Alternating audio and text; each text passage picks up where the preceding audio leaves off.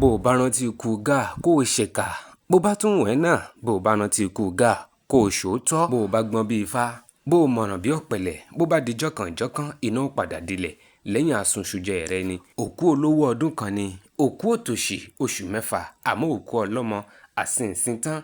Ẹ wo ẹsẹ̀ ògbèrò nílùú Ìjẹ̀bú lónìí níbi tí wọ́n ti ń gbé màmá tìkẹ́tìkẹ́ lọ sílé ìkẹyìn Alájà Àlímọ́tù Sàdíà tó jẹ́ màmá tó bí gbajúgbajà òǹkọrin fújì ilẹ̀ wa ní Alhaji Wasiu Ayinde Marshal K1 The Ultimate tó jẹ́ máyégún gbogbo ilẹ̀ Yorùbá àti Olúọmọ of Lagos. Ẹ wo àwọn èèyàn wọ́n péjú pésẹ̀ níbi tí wọ́n ti ń ṣe ẹyẹ ìkẹyìn fún màmá tó relé Olúwa. Alájà Àlímọ́tù Sàdíà ọmọ Akérédolú aya Anífowóṣe ló kú ní ọmọ 105. Màmá yìí ó dàgbà dáadáa kódà ó fèrègì jobi ó tún fọwọ́ páwú náà ni. Ṣebí àdúrà tá ń gbà náà ni pé gbogbo ẹni ó kú pátápátá ni ó dàgbà lágbára lọ́wọ́ Ọlọ́run. Ẹ wo tó bá jẹ́ ìgbà àkọ́kọ́ rèé tẹ̀ ń darapọ̀ mọ́ wa lórí ìkànnì yìí Gist Entertainment TV, ìkànnì àwọn alálùbáríkà sì ni tó kó gbogbo àwọn alálùbáríkà èèyàn mọ́ra.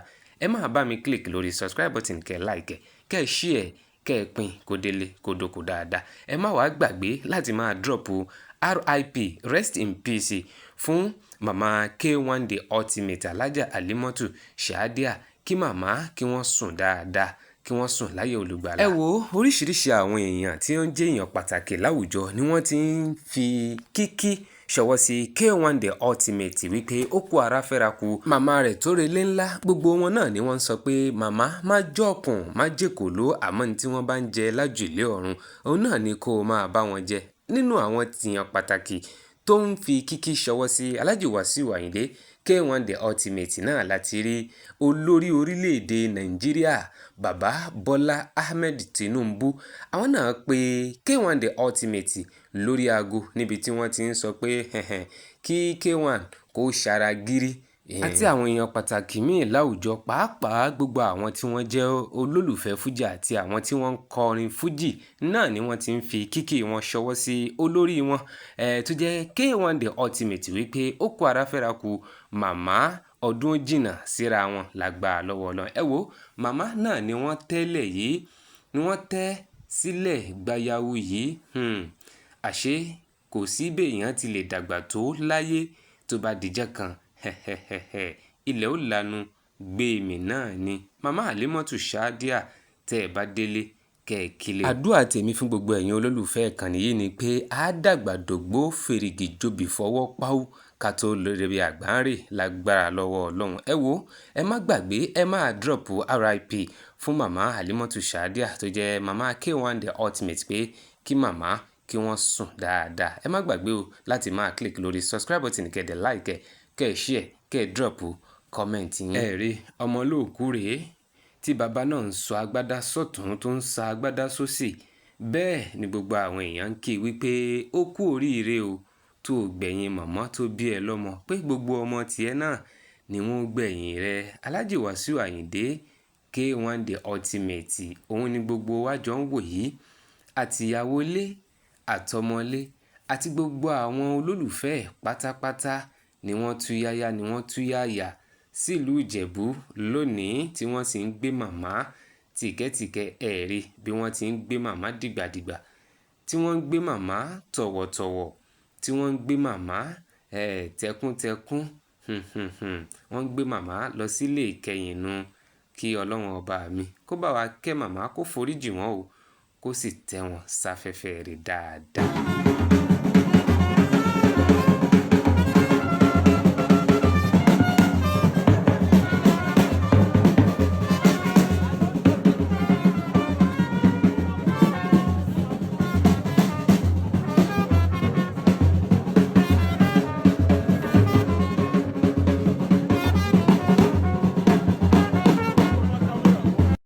Ẹ̀rí nǹkan bí abiyamọ ò mà kú ọ̀rọ̀ ọmọ ìyá lára ọmọ òun ni ò kéré rárá. Alájà Àlímọ́ Sàdíà nígbà ayé ẹ̀ àti K1 The Ultimate rèé. Ẹ worú ìfẹ́ tí ń bẹ láàrin màmá àtọmọ. bí wọ́n ti so mọ́ra wọn títí àfi bíi pé kí wọ́n má fira wọn lẹ̀ àmọ́ àṣẹ̀yìnwá àṣẹ̀yìnbọ̀ ikú já Àlímọ́tù Sàdíà gbà lọ́wọ́ K1 The Ultimate ó mà ṣe o.